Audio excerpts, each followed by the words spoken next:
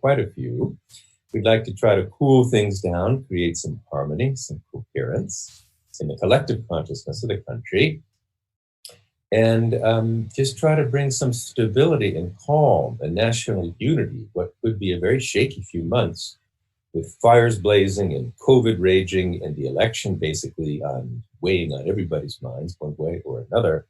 We want to be sure we have a smooth national election characterized by a lot of harmony and unity, and that whatever happens in the election, post-election will be smooth and unifying for the country.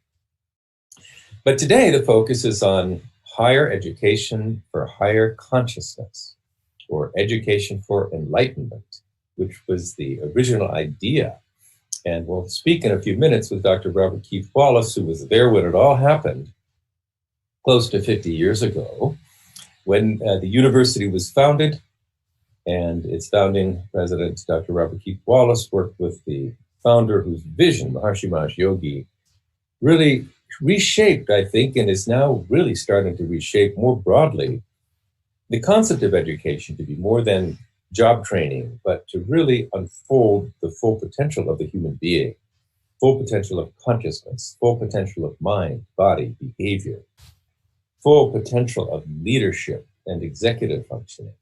This all basically means tapping more and more of the innate potential of our human brain, most precious instrument on earth, I think I could say safely, provided is developed and used for constructive purposes.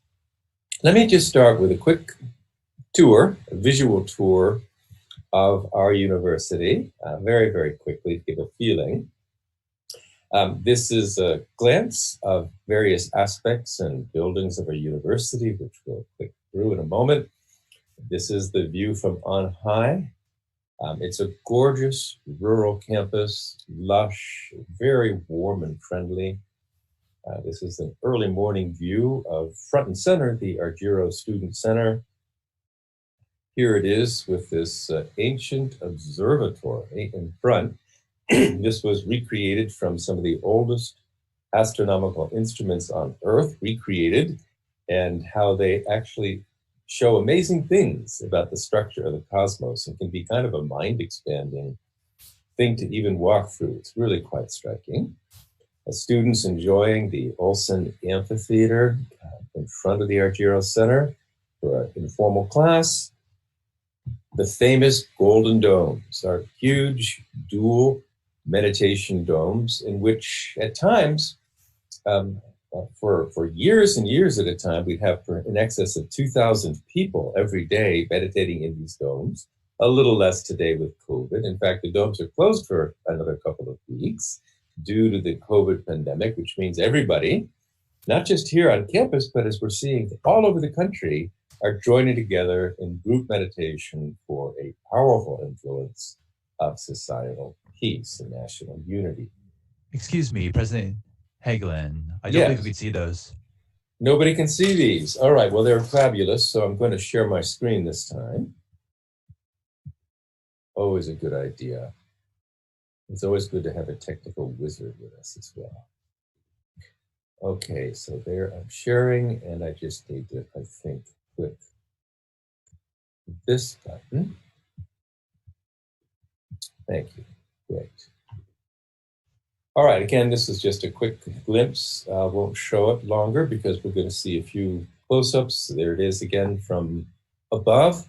At least one of many beautiful views of the campus, as I was saying. Very beautiful, very serene, very rural in a beautiful way with a very warm and vibrant community. The Argyro Student Center, again, up front. A close-up of the front with this Vedic observatory that I described a moment ago. The students, again, in the Olson Amphitheater in front of the Argyro Student Center. The famous golden meditation domes, as I described, which are, you could say, the particle accelerators of consciousness. With so many people and so many millions and tens of millions of accumulated meditation time since they were built some time ago. Very powerful just to step in there. It's so incredibly serene and peaceful. You feel like you've already started your meditation when you just walk in. Now, this university is a university like no other. It's a very, I think, good and important respect.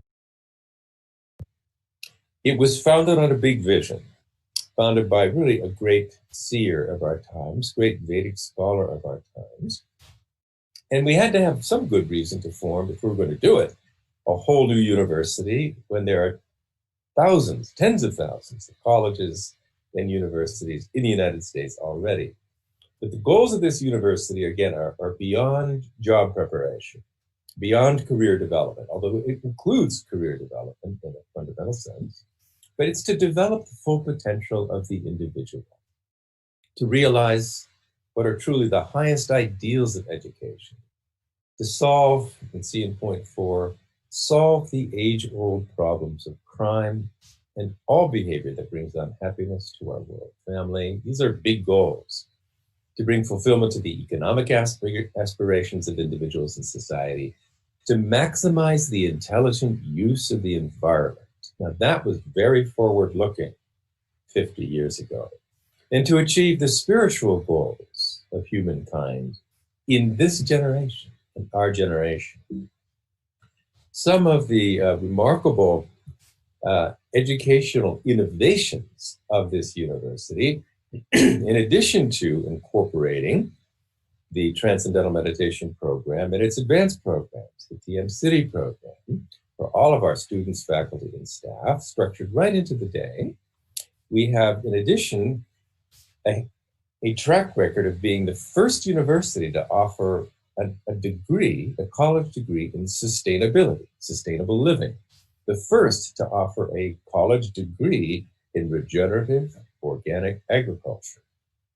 The first to offer a bachelor's and master's degree in consciousness, in human potential.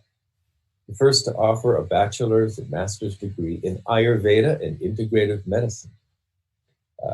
The first to introduce what's called an MBA in SAP finance. And perhaps most interestingly, the first to offer a doctorate degree in Maharshi Vedic science, the Vedic science of consciousness that comes from the ancient Vedic wisdom of yoga and Ayurveda and all the very powerful developmental technologies for the promotion of full consciousness. And in establishing this accredited program, all the way to the doctoral level, we've really created in the world of academics a new scientific discipline that raises the science of yoga and meditation and the unfoldment of full human potential to a whole new level. We have a wonderful and diverse student body. 3/4 of our students come from outside the US, more than any other US college. And this year, for example, we have students from more than 80 countries. So it's a fabulous, global, wonderful family.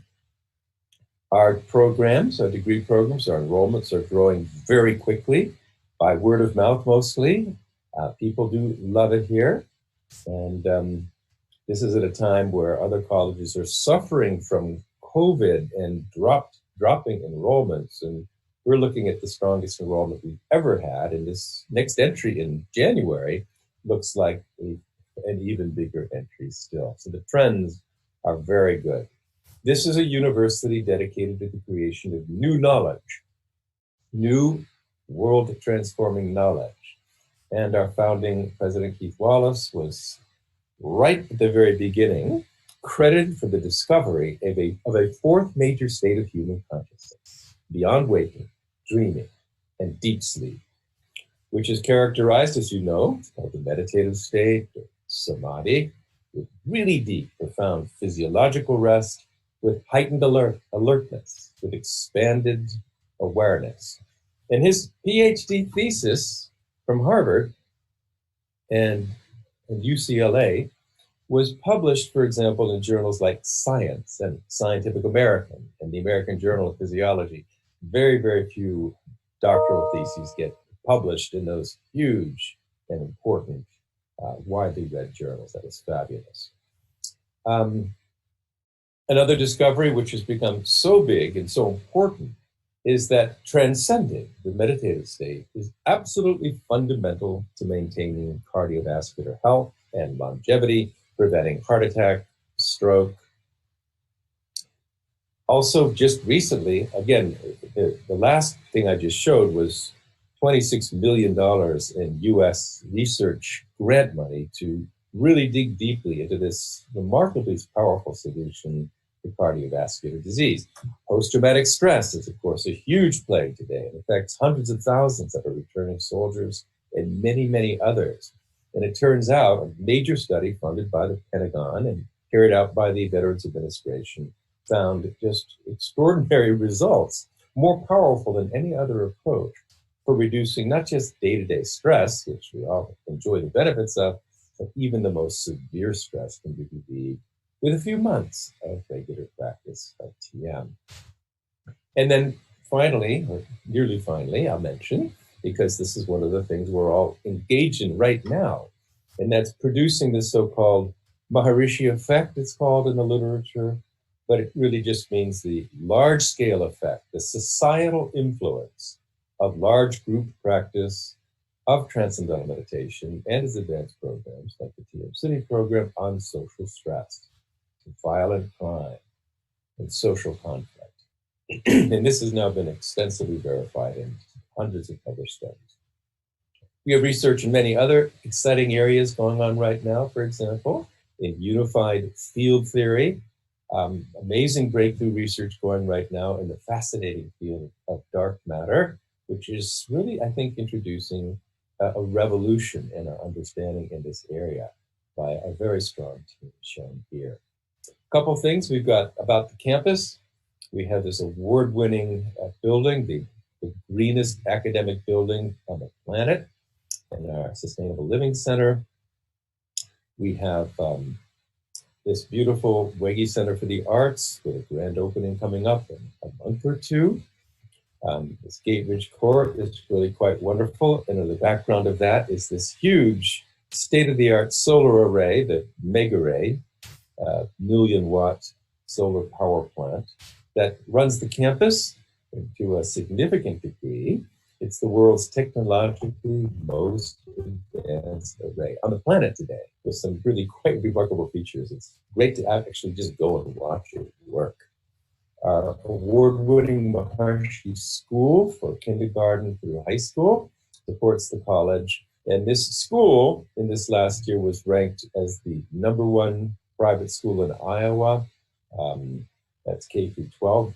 The best private school in Iowa, the best Iowa college preparatory school, the most diverse Iowa school, and among the top few percent of US private colleges. That's amazing.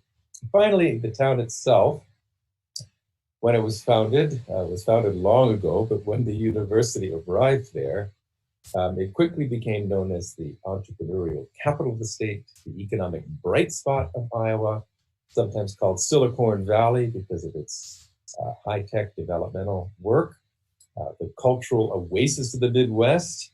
Smithsonian Magazine calls this one of the 20 best small towns to visit. BuzzFeed called it #2 on the list of 11 cool small cities it's time to road trip to, and so forth. It's a wonderful community in which to live, and the whole thing is just really a delight. So I'd like to ask our founding president, Dr. Keith Wallace, ever youthful, who discovered the existence of a fourth state of human consciousness, and then subsequently hundreds of scientists have studied this and shown how vitally important this meditative experience, pure consciousness, samadhi, is for the full development of human mind, human potential, human health, human achievement, and the importance of that study. I'm going to say, Keith, if you're with us and can hear us, You were there at the very beginning. What was the vision? Why found yet another college or university in the United States? And in a nutshell, what was that like? Thanks, John. Well, it was exciting.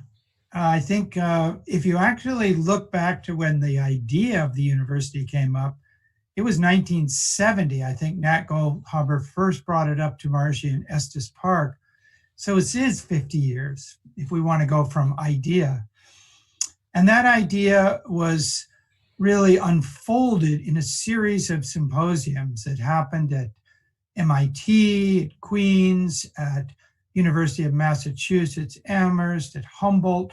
And at these symposiums, there were Nobel Prize winners, leading academicians, leading thinkers like Buckminster Fuller. And they all met with Maharishi, they gave talks, and it was sort of the beginning of how you could integrate the knowledge that we have in education with the profound knowledge that Maharishi offers of consciousness. And it was this merging together of these two very, very divergent areas that gave us hope that we could change the educational system of the world, that we could make it more relevant, that we could unfold the full potential of each individual while they're learning their traditional disciplines. Dr. Larry Domash was one of the first physicists who gave lectures at that time. Maharishi loved them. It was the beginning. Dr. Hagelin has developed them to such a profound level. His beautiful presentations on modern physics, the understanding of these subtle levels of nature, and how profound the correlations are between these levels of nature and between consciousness really give us a strong foundation. So many people come here, they're so amazed at what we offer. They're so impressed by the depth of the knowledge. And this was Maharishi's great genius, to unfold this knowledge in the language of the times. And I was just fortunate enough to be there to be able to document this beautiful knowledge that Maharishi brought out. He really described enlightenment and the development of consciousness in a way that had never been described before. Always it had been mystical, it had been this, this kind of experience, that experience. But he described it in terms of the neurophysiology of enlightenment, neurophysiological refinement. Every experience we have affects our nervous system. It rewires our brain. And when you go deep within and transcend during transcendental meditation, that rewires the brain. And when you do that over and over again, and particularly in a beautiful educational setting like MIU, this changes the brain. It creates a nervous system that is able to adapt to all the different things that are happening now. COVID is the most challenging of times that we've ever had. Amazing what we're all going through. And yet, when you have that foundation of pure consciousness, when you have that foundation of being underneath everything, that allows you then to interact in the world and be comfortable in an uncomfortable world. So our latest development has been Ayurveda and integrative medicine. Again, a perfect area for this world where people want to take more responsibility for their health. They want to improve their lives. And everything at this university is about taking responsibility for your life, improving your health. So we've seen a huge unfoldment there. We're very fortunate now to have Dr. Hagelin as our president. He does a fantastic job in running this university. And I thank him very much for bringing fulfillment to this wonderful, creative adventure, this creative, really experiment that Maharishi brought out to the world. It's now reached a level of great success. Thank you, Dr. Hagelin. Thank you, Keith, for those beautiful remarks. I got to mention your book, Neurophysiology of Enlightenment. It was amazing, an amazing read. I was thrilled to see that. That and your many other books, I assume people can find on Amazon, for example, looking up for Dr. Robert Keith Wallace there. And your mention of this explosion of interest in I call it self-health and preventative medicine. and the promotion of health and the prevention of disease, that has led, as you said, in this age, people want this. They want health sufficiency, self-sufficiency. They want alternatives to chemical medicine, or to allopathic medicine, or at least, if not alternatives, supplements, which will allow people to strengthen their own immune system and not get sick in the first place. And as you said, there are now, oh my gosh, 350 people getting their master's degree and their undergraduate degrees here in Ayurveda and integrative medicine. And that really didn't exist as a degree program in the Western Hemisphere until it was brought to a real scientific level and really made powerful and worthy of a higher academic degree as a profession, to be a health practitioner with the ability to prevent disease and promote health. Moving on. You might want to mention that we have a whole spotlight on that tomorrow. Very good point. Same time, same station, tomorrow at 11 o'clock Central Time. We're going to highlight that remarkable program and talk to some of the people in it, some of the students, some of the teachers in that program, because we've never seen a program grow so quickly. It's not a program we even have to advertise. It's a program people basically discover on their own or word of mouth, and it's growing almost as fast as we can possibly manage at this time, which is wonderful. Craig, our great Vice President of Academics, I was going to introduce Alan Cobb and Bob Daniels before we switch gears and go into the modern day, to talk a little bit about the founding of the university right now, because it is Founders Day. We celebrate this each year. But Craig, if there's anything you want to just interject before we move along that schedule, please do so. This is a great introduction. Thank you very much. And next up on our part one of our morning is Alan Cobb, who you already introduced, who played a very profound role in the development of the university, creating the first catalog, which we refer to as the Once and Future catalog. Everything is there. And along with Bob Daniels, who was a member of the staff when we first opened our doors, not in Fairfield, Iowa, but in a rented motel complex in Santa Barbara, California. Great things have modest beginnings, and they have amazing stories to tell. We don't have time for all of them, but I always look forward to hearing them. Wonderful, Craig. Well, Alan, why don't you start? You were also right there at the very beginning, and anything you can do to give a glimpse of, again, why start the new university? What was the vision that informed and continues to inform this university? And that first catalog is a work of art. It's pure brilliance. And it'd be interesting to see how that came about, because that became the foundation, the sort of architectural blueprint on which the whole university eventually was built.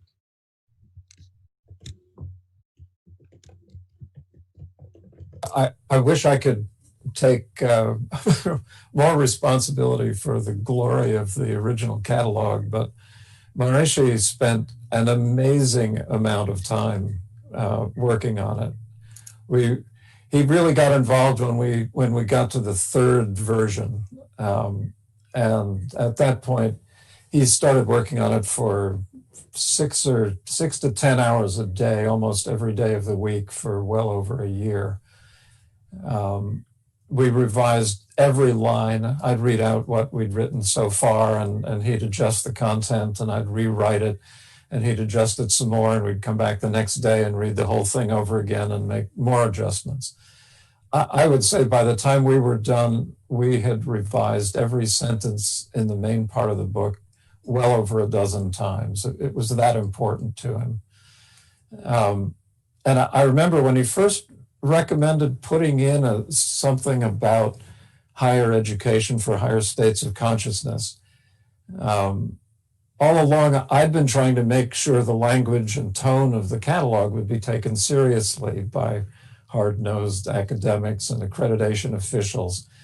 But this was a little bit too much. He wanted to have objective tests for higher states of consciousness. And I thought, how could I possibly make that sound reasonable? But the more I wrote about it, the more I realized it makes sense. If the MIU program, which is based on the experience of pure consciousness, is producing also higher academic degrees, why wouldn't there also be neurophysiological indications of personal growth, of inner peace, greater creativity, skill and activity? These are things that we kind of take for granted as being abstract, but they must have a physiological basis. It was a revolutionary idea, but only because we've never had an approach to education that doesn't just stuff information into people. What Maharishi wanted was an approach that expands the container of knowledge. And that, I think, is really the core of the whole project. And of course, it's summed up in the university motto that knowledge is structured in consciousness. If you don't expand consciousness, there's not going to be room for a lot more knowledge. So you really have to do them both at the same time. That's fabulous. And just come to think of it, this idea that there should be physiological and neurophysiological indicators of evolving consciousness, of the unfoldment of higher states of consciousness and enlightenment, has been realized these days using modern technology here at the university, where you have what's called a brain integration report card, in addition to your grades in reading and writing and arithmetic. A brain integration report card, which measures things like intelligence, creativity, and especially the coherent functioning of the brain. Because it turns out the integrated functioning of the entire brain, the coherent functioning of the wholeness of the brain, is what really correlates with not just creativity and IQ and moral reasoning and academic performance and executive functioning, but it also correlates with the experience of higher states of consciousness, the stabilization of pure consciousness, the meditative state, into activity so that it sticks with you morning, noon, and night. Beautiful. And Bob Daniels, you have an amazing story. Bob Daniels is a remarkable serial entrepreneur, very successful, and he dropped everything and he was pulled into this very initial concept and played some very interesting roles at the beginning. And I'd love to hear briefly from the great Bob Daniels. Bob? Thank you. It's if you can imagine, just imagine you've got an idea for a university, but you don't have the university yet. You don't have a building.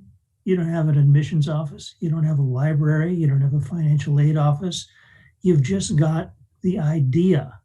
And that was the situation of Maharishi International University in January of 1973, when I found myself in Santa Barbara and wandered into this big apartment complex where a few people were putting down roots and starting to make videotape courses. And, the next thing I knew, I was washing dishes there. This whole thing excited me. And then the next thing after that, Keith asked me to be the bookkeeper, for goodness sakes. And then about a week later, Keith asked me to be the financial aid officer. Because, oh my goodness, if you're going to have a university, you got to have the physical structure, but you've got to have students, and where the student's going to come from and how the student's going to pay for it. So that was fun. I walked into an office that had 2 books on a desk. The books basically said how to set up a financial aid office. So I read those things, and Nat Goldhaber had already secured approval by the Department of Education for us to be able to give federally insured student loans and some grants. And so it was this transition from an idea to, oh my goodness, are we really going to do this? Oh, yeah, we are going to do this. So people were working on all kinds of things, the admissions office, the library, all this stuff we didn't have. And I went to work on the financial aid office. And as you can imagine, as the word spread around the nation amongst meditators, people were just dying to come to school at NUM. And so they would flow into my office, and I would try and arrange financial aid for them, and was successful in most cases. And that really got the ball rolling. Fabulous, Bob, and I'm really glad you did that. And I've enjoyed working with you over all these years in so many different capacities. You are a great wearer of hats, and I've worn and excelled in many, many of them. And I think, so this is a little bit about the founding of the university. It is Founders Day, looking back almost 50 years. Well, Keith explains it was 50 years, at least when the idea first emerged, and another year or two before something resembling a university emerged. We're going to shift gears a little bit towards the present. What's going on here right now? We're going to end in a half an hour or so with a flag-raising ceremony outside.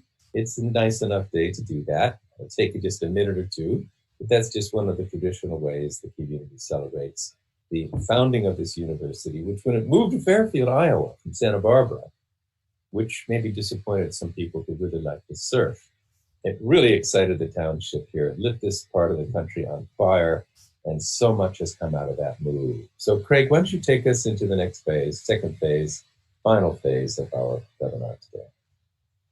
Yeah, it is.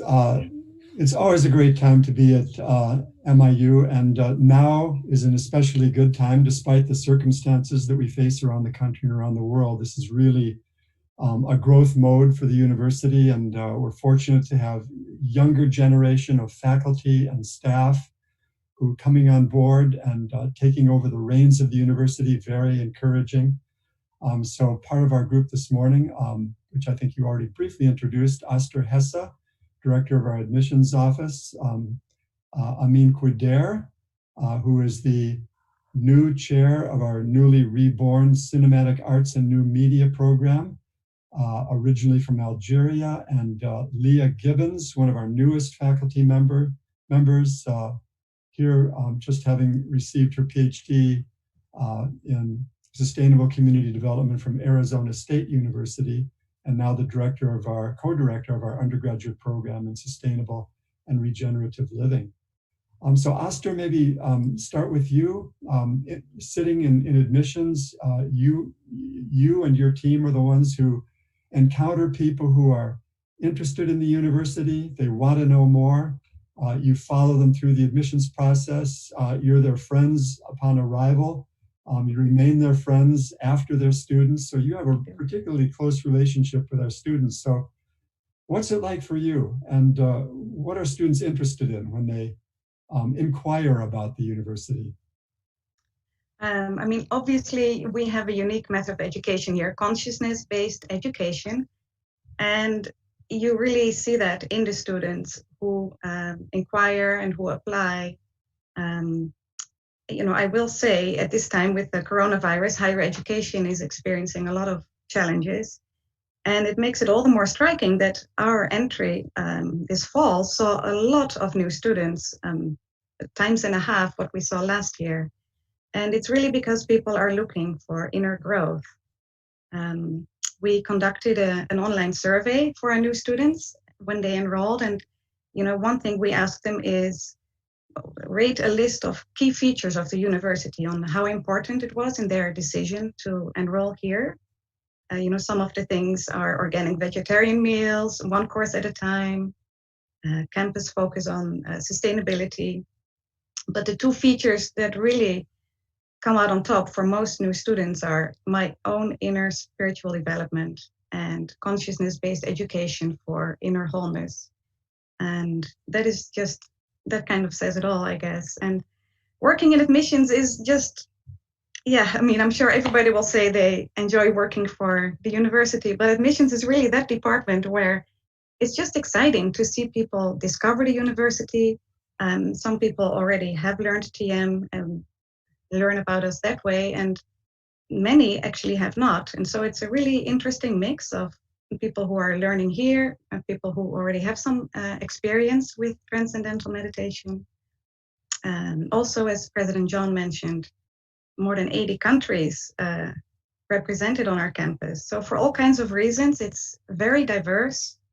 It's very vibrant. It's just really exciting. And working in admissions, seeing people discover the university, apply, enroll, and then watching them over time, and you see a light go off, and it's just the most fulfilling thing to experience that. Yes. Aster, that's fabulous. It's really great. But by the way, that beautiful picture behind you is the walking park at the university, which has really come a long way.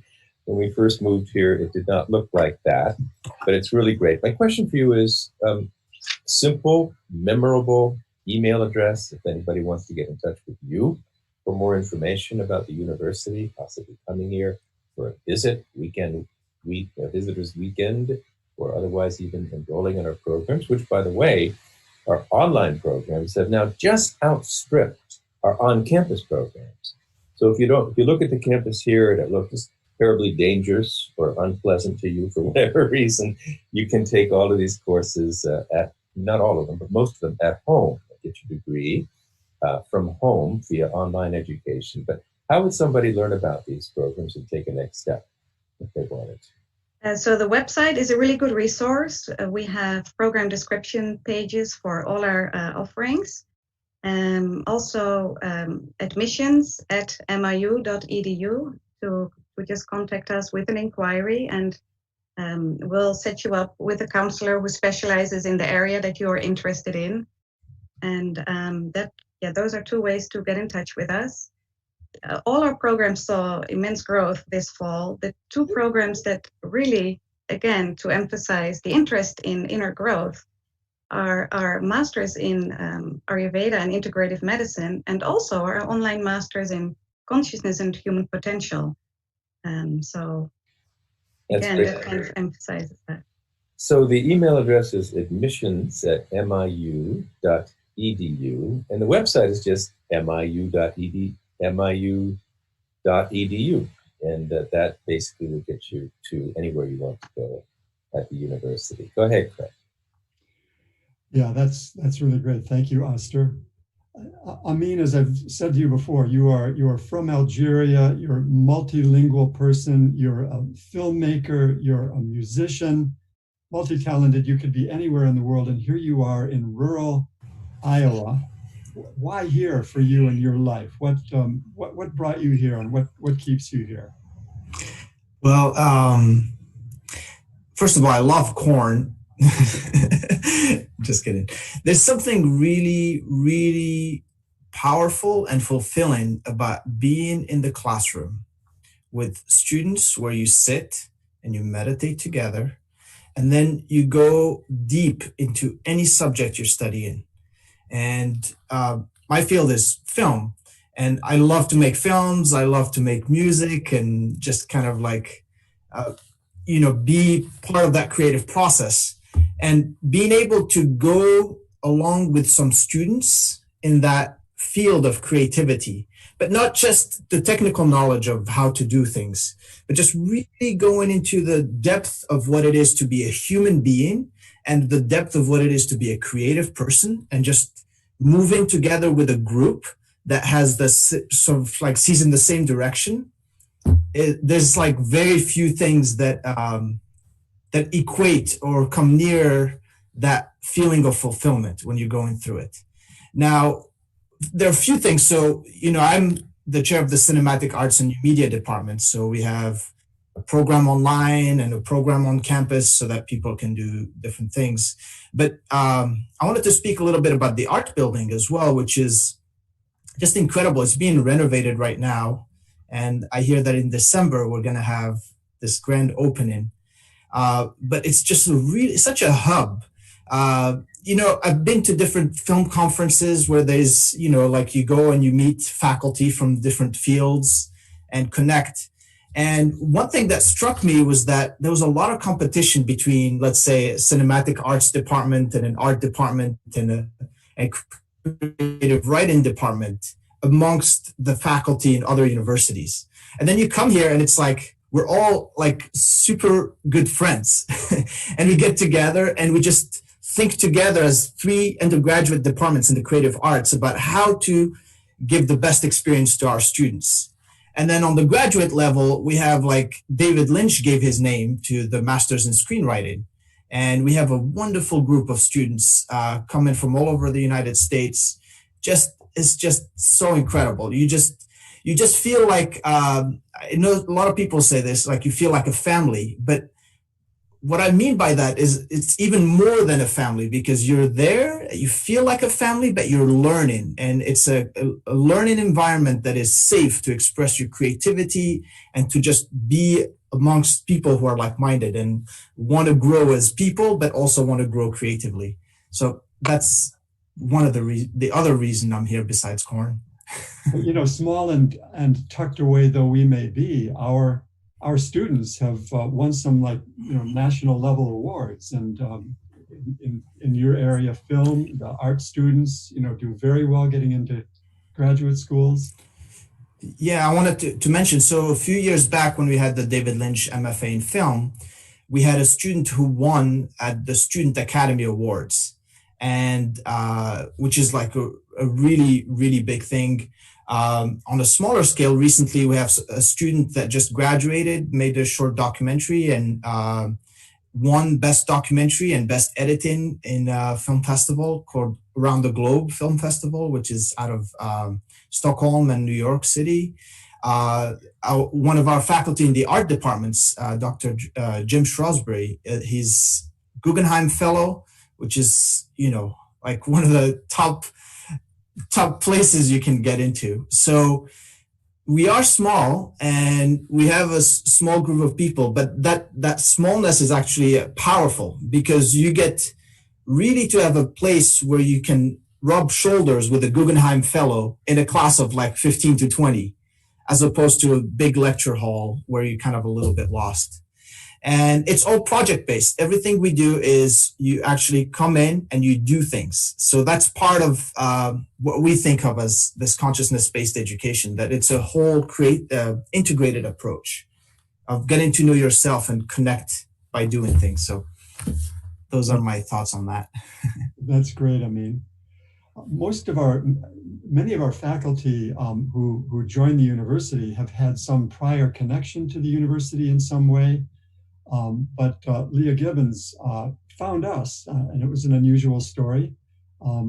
Leah, what brought you here? So when I was getting my PhD at Arizona State University, I was involved in a project working in Hawaii, and I was doing some searches on just some other efforts in the area, and that's how I first came across MIU, because there was a program in Hawaii through the department. And so I checked out the university and I thought, wow, that's really cool that there's a consciousness-based education program, because, in sustainability, for me, that's the missing piece. That's what's making the field not be as powerful and transformative as it needs to be, is that we're not addressing, the spirituality of the human relationship to the rest of life and the human relationship to ourselves. So there are a few scholars in the field trying to work on this, but it still hasn't gained too much momentum. But that is definitely the key piece that needs to shift. And so as I was nearing the end of my degree and thinking about what I would do afterwards, I just reached out to Sam James, the chair of the department, and he happened to be just about to post a job ad for someone that does exactly what I do. And so the synchronicity was just amazing. And then I immediately came out to visit, and as I'm talking to everyone and meeting everyone, and we're talking about basically how humans need to align ourselves with nature's principles and life's principles for us to be thriving. That's exactly what I do in my work. So the amount of alignment we had and the synchronicities that were occurring were just undeniable. And this seemed like a really great place to come to help bring that awareness, not just into the sustainability field, but really just grow it in the world. So that's why I'm here, is to do that. That's fantastic. And to what extent, you said a few scholars are beginning to think about some kind of spiritual grounding for the shift towards sustainability. Say a little bit more about that, and also you're a leader in the move or the expansion of thinking from sustainability to regeneration, from to regenerative to thriving. That also would seem to have a spiritual kind of foundation to it. Yeah, absolutely. And it ties into, in sustainability, a push to lift up indigenous knowledge and practices. And that was one of the key things that was happening in Hawaii. and definitely part of my work there and the work that the Sustainable Living Department was doing. So that's pretty well recognized in the sustainability field. And it's also very well recognized that we have to change behaviors. And what's not as well recognized is that behavioral change is very hard and really is an outgrowth of who we are at our core as human beings, and who we are really has a spiritual foundation. And so, that awareness of unity, of oneness, right, is so important for sustainability. It's what indigenous societies have had throughout time and really enabled them to be sustainable, that they knew that they were one organism, right? And whatever they did to something else, they were doing to themselves. And this is exactly the kind of awareness we need to bring to sustainability, because when you're thinking about the actions you're taking in the world and you have this unity consciousness, and you know that whatever I do to something else, I'm doing to myself, you make very different choices than if things are separate and there aren't really consequences for what you're doing, or if there are consequences, they're way over there and they don't really affect you, right? It's a very different mentality. So, it's a growing awareness in the field, but it's a difficult issue because for the most part, people don't know how to create this kind of consciousness. So, being able to offer to the world a practice like TM that can help us create this consciousness could be really powerful. So I'm really hoping that we can help shift the world through practices like TM. And I think MIU can be a really powerful force in the sustainability field. Fantastic. Beautiful. President John? Yeah, I might just say I'm really excited about and very proud of our Sustainable Living and Regenerative Agriculture Department. We were the first to offer degree programs in these areas of sustainable living and regenerative organic agriculture. So well begun is half done, but it takes some time to actually build something that could have a global impact, could begin to shift the thinking of other departments and ultimately the people of the planet. And as Leah just said very beautifully, and this is something I don't think everybody realizes, that the actions that we need to change, we must change. We have very little time to change some of these behaviors and patterns of use of resources. Those actions are based upon thoughts. You act according to your mind and your thinking. Your thinking drives your outer behavior, and the mind, thoughts, are rooted in ultimately being. They are rooted in consciousness. They emerge from consciousness. And if your consciousness is very bound, very localized, if your comprehension is very limited and restricted, well, your thoughts and then your actions are going to be similarly very localized, very self-serving, very short-term. But it's by expanding consciousness, and transcending is, honestly, as far as I can see, as a lifelong educator now, is the only tool that fundamentally expands consciousness. It actually expands the container of the mind so that bigger concepts, truer concepts, deeper concepts, concepts with more long-term sustainability will emerge from that expanding consciousness. And maximally expanded consciousness is pure being. When it's stabilized, it's called enlightenment. So this is a great fulfillment to the university. It's really fantastic to see such wonderful talent and such thought leaders, truly, as Leah and the rest of the department, that it makes me very fulfilled. So I think at this point, we are approaching the hour, the moment we've all been waiting for all week long, which is the raising of the flag out by the Women's Dome, which I believe has been organized. And if we can successfully pull that technical feat off here over Zoom, I'll make a few concluding remarks. And so let's see if we can go to that.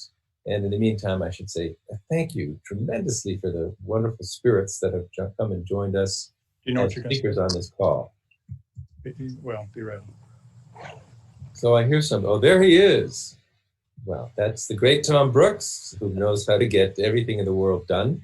And he looks like he's gotten this done as well. Can he hoist the flag is the question, I think, that we're all asking ourselves right now. Do a sound test. Test 1, 2. Can you hear us? Are you Yes. able to hear us, Roger Hagelin? Yes, loud and clear. We are just waiting for Brad Milet to show up, who's going to make a speech in 1 minute. 1 minute for Brad could easily be 10. We're live. We're waiting for you now. What you're looking at is a flagpole. On the right of the flagpole, you saw a fence, which is just outside on the west side of the Women's Dome. That is the Women's Dome from the back behind. And here is Tom with our wonderful talent, Brad Milet, who's going to speak so eloquently about his physical feat is being accomplished. Come a little closer, we can get your audio.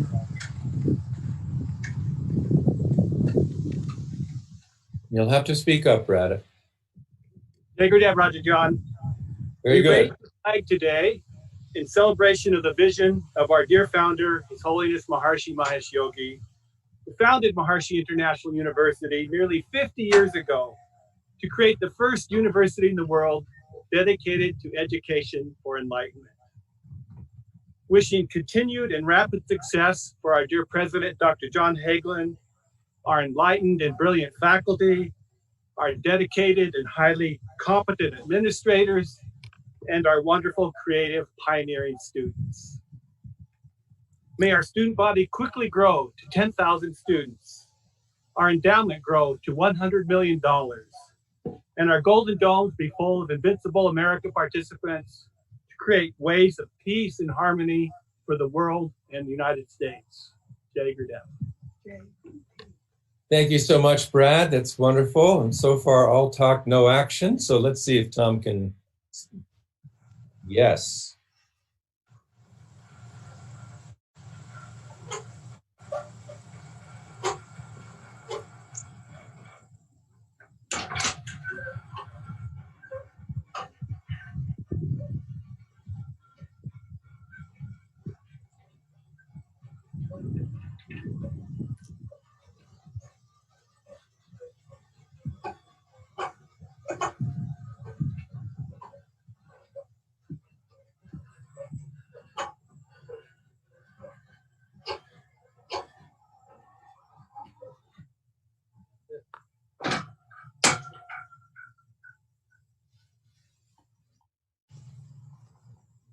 Thank you for that act of valor, Tom, and Brad, for your words. It wasn't exactly a chase scene in a Clint Eastwood movie, but it is a solemn commemoration of a very significant step in the world of education that took place nearly 50 years ago, when a concept that education should be more about developing just the content of knowledge, giving people the facts they need to be successful in their profession, to really expand the container of knowledge, which is ultimately consciousness, as was mentioned early on by Alan.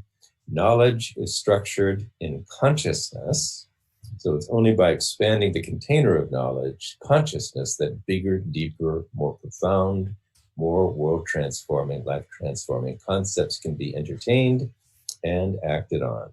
The other mottos are higher education for higher consciousness and education for enlightenment. So I think that basically wraps up the message. I do hope everybody could come and learn about the amazing and exploding programs we have in the area of yoga and Ayurveda, and this powerful system of self-health and preventative and complementary medicine, Ayurvedic medicine, which is the deepest, most profound, and most ancient system of indigenous or alternative medicine on earth. And before I close, let me just see if any of our wonderful, really wonderful speakers have a thought that they would like to add before we wrap it up. Not Craig, he says. All right. So thank you very, very much for joining us across the country. And again, especially thank you for being part of this intensive effort, this 2 to 3 month effort to bring as much of the transcendent, timeless, sweet, peaceful reality of life into the awareness of the individual meditators that are meditating in these large coordinating groups, mostly from home, but synced up in time as much as possible, including those practicing the lengthier, but really truly sublime DM City program for your collective efforts. And I really hope that this expansion of consciousness seeps into the broader society as it always has in all the research that has ever been done, and that we really can have an uplifting effect of creating some national unity, harmony, coherence, and strength at a time where it seems to be needed so much. So for those who can return tomorrow at 11 for a similar but different focus of a presentation to do with the university, but this time on the exploding alternative and complementary medicine programs that are thriving here, please do join us tomorrow at 11. That'll be a different group of speakers, of course. And then every weekend for these coming weeks, take advantage of this opportunity to the extent that you can and be as regular a participant in these large national group meditations, which have had as many as a couple of 100,000 people meditating at once to really help produce a freshening uplift to the collective consciousness of our country, which we need now in many respects. Again, with the fires raging and everything else that is going on today, this is the time to be deep and strong within ourselves and to share that strength with the rest of our country at this time. Thank you again for joining us, and we'll tune in again soon.